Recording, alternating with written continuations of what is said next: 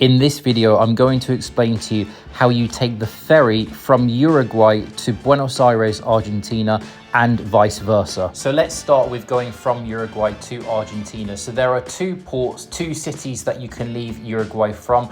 Either Montevideo, here at the Montevideo ferry terminal. There is one ferry company that runs the ferry from Montevideo to Buenos Aires. It's called Buquebus, and you can go onto their website and book the ferry. The alternative city that you can leave Uruguay from is Colonia del Sacramento. So what you may want to do, you may want to stay in Colonia for 1 or 2 nights. So you can easily take a bus from the Montevideo Tres Cruces bus terminal. You can use a bus company like Cot Bus. You can book the bus tickets on the Cot Bus website, or you can head down to the Tres Cruces bus terminal and buy your tickets on the spot there, because there are lots of buses running from Montevideo to Colonia every single day. And then to get the ferry over to Argentina, there are 2 companies from Colonia.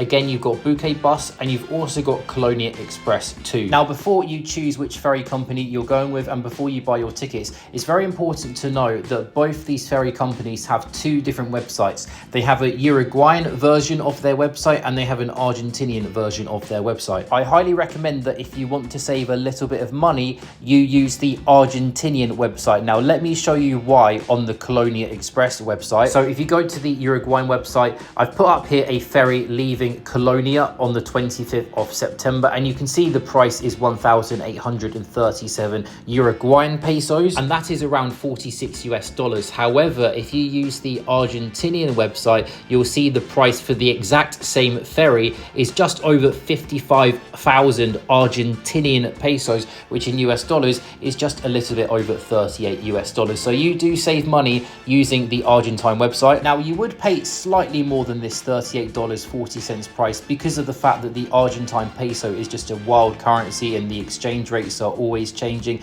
Basically, it's just getting worse and worse for the Argentine peso every single day, and your bank won't have caught up with the official rate on the day. But still, regardless, it is cheaper to use the Argentine website in Argentine pesos. The Uruguayan peso is a more stable currency. Now, it may be the case that you need to use a VPN to access the Argentinian version of the website. If you do, I have put a link below in the description of this video and the comment section to NordVPN. This is the VPN that I use. Now, I should also mention that, of course, on the screen right now, you can see there are 3 different prices for the same ferry.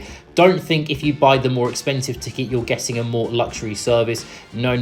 Everyone has the same service. The seats are all the same for everyone. It's the same experience for everyone. So if you're looking for a luxury ferry journey, buying the more expensive price isn't going to give you a luxury experience. So basically, book your tickets in advance so that you can get the cheaper prices before the cheaper prices sell out. Now, in terms of how to get to the Colonia ferry terminal, this on the screen here is the ferry terminal. It is the same ferry terminal for both Buquebus and Colonia Express. Now, when you arrive at the ferry terminal, you have to check in. So you go to either the Colonia stand or the Buquebus stand, and you go to the people working there. You show them the ticket on your phone and you show them your passport. They then give you a boarding pass, and then you go over to the embarking area. You put your bags through the security scanner. So then you go and queue up for immigration. Of course, you start with Uruguayan immigration. They will probably ask you how long you stayed in Uruguay for, or they'll just verify the date that you entered in the country, and then they will stamp you out of Uruguay. The immigration officer for Uruguay will then point you over to the Argentinian immigration officers. And by the way, both Uruguayan and Argentinian immigration are at the ferry terminal that you are leaving from. So you go through both immigration teams in Uruguay before you board the boat, and it's the same the other way round. If you're coming from Argentina to Uruguay, you go through both immigrations at Buenos Aires. Now, just a couple of things to note about Argentinian immigration. The Argentinian immigration officers always ask foreigners coming into the country where you are staying and the address of where you are staying. Now, if you're planning to stay in 10 or 15 different hotels or Airbnbs in Argentina, no, you don't have to give them the full list of everywhere you are planning to stay in your itinerary. You just give them the first address of the first place you are staying at, and that is enough. Now, depending on the officer, they may ask you for the length of your stay in Argentina. They did not ask me this when I boarded the boat to Argentina, but they did ask asked me a previous time when I entered the country for the length of my trip. So just have that number ready. Or if you don't know, just make a number up in your head and stick with that number. Make sure that number is below 90 days because you can't spend more than 90 days in Argentina as a tourist, unless you do go to the immigration police when you are in Argentina in your last 10 days before the 90 days and extend your visa. Additionally, they did not ask for proof of an exit ticket outside of Argentina at the ferry terminal at Argentine immigration. I do think it's unlikely you will have to show proof of an exit ticket, but I have seen some stories online where people have been asked. So if you are worried about this and you don't actually know when you're planning to leave Argentina, you can just use the BusBud website, buy a refundable cheap bus ticket exiting Argentina, maybe going to Chile, and then once you pass through Argentine immigration, you can cancel the ticket and get a refund. And additionally, it is mandatory as of July the 1st, 2025, for all foreigners entering Argentina to have health insurance. However, once again, I was not asked for proof of this by the Argentine immigration officer. And from my research online, it looks like most people are not being asked for this. To be honest though, if you have a Western passport from a first world country, you probably won't be asked to show any proof of this. I think from my understanding, the whole point of this policy is to stop health tourism from countries like Bolivia and Venezuela, because Argentina has had a big problem with health tourism from these countries. It used to be that anyone could come to Argentina and have free healthcare and give birth for free, and everyone could come to Argentina and study at university for free. But the current president has changed all of this, and even if they don't check for health insurance, it is a legal requirement now. So maybe just check with your bank back in your home country if they do offer any travel insurance.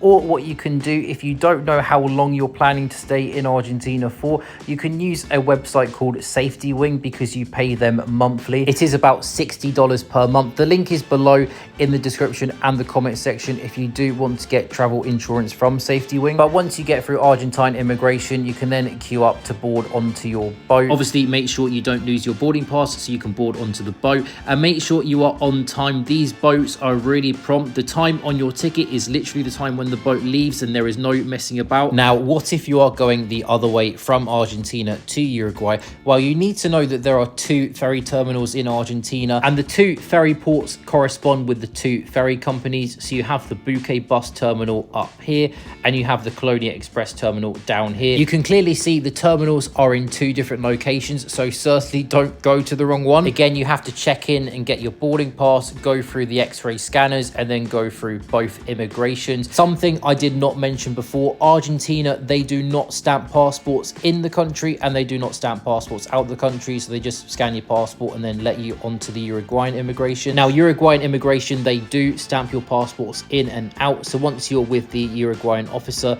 they'll probably just stamp your passport and let you through. The Uruguayan immigration officers are a lot more carefree. If you're just going to Colonia for the day trip from Buenos Aires, which is what most people do, they probably won't ask you a single question because they just assume that you're coming back to Buenos Aires on the same day. If you are going to Montevideo though, just have the address of your accommodation and a rough number of days that you're planning to stay in the country for, and that should be all fine. Another thing to add, as I said before, Buquebus is the only company that runs direct ferries from Buenos Aires to Montevideo. However, you will notice the ticket prices are quite expensive. So what you can do to save money, if you go to the Colonia Express website, you can actually enter Montevideo as a destination from Buenos Aires. But this Colonia Express ferry doesn't go to Montevideo. What it does is it goes to Colonia, and then you get off the ferry, and then there will be a Colonia Express bus waiting for you. You get on that bus, and that bus takes you over to Montevideo. Give or take, in total, it will be about a 5-hour journey from Buenos Aires over to the Tres Cruces bus terminal in Montevideo. But regardless of whether you get the direct boat to Montevideo or whether you get the boat and bus combination,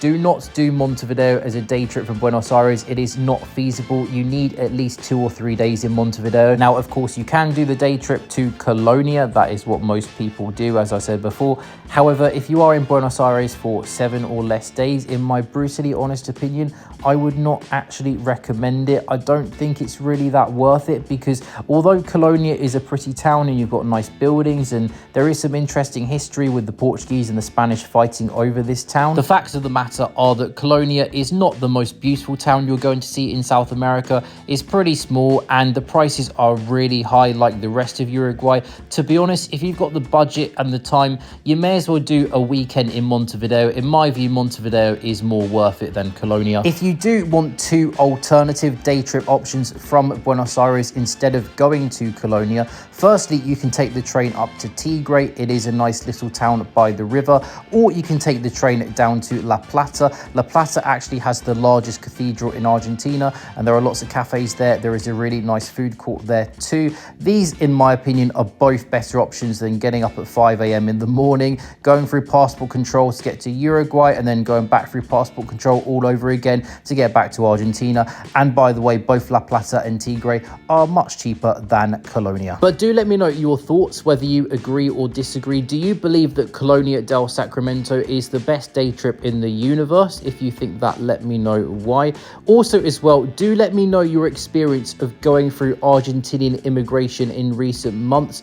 Did Argentine immigration officers ask you for health insurance? Did you have to show them proof? Also, do let me know your experience with Uruguayan immigration too.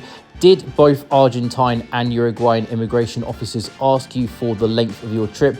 Did you have to show a return ticket? It will be interesting to see and it will help out other viewers of this video get better prepared for when they get to the border. If you do have any additional questions, do let me know and I will do my best to answer.